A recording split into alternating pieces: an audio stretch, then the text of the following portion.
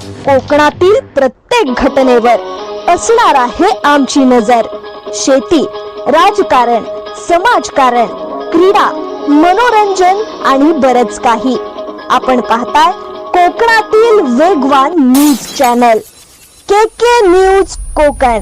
म्हसळा दिघी नाका येथे पोलीस क्वार्टर्सच्या जागेवरील अतिक्रमण हटविण्याची कारवाई सुरू।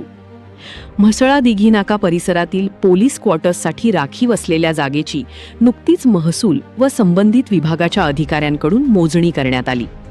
मोजणीनंतर काही भागावर अतिक्रमण झाल्याचे निदर्शनास आले होते। या अतिक्रमणधारकांना प्रशासनाकडून दिनांक 23 रोजी नोटीस बजावण्यात आली होती।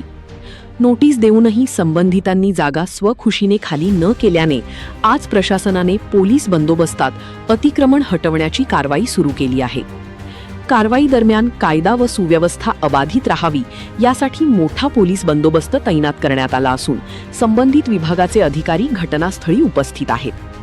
अनेक वर्षांपासून प्रलंबित असलेल्या या प्रकरणात प्रशासनाने कठोर भूमिका घेतल्याने परिसरात चर्चेला उधाण आले आहे। अतिक्रमण हटवण्याची प्रक्रिया पूर्ण होईपर्यंत प्रशासनाकडून आवश्यक ती खबरदारी घेतली जात असल्याची माहिती अधिकाऱ्यांनी दिली। के न्यूजसाठी प्रतिनिधी नईन दळवी।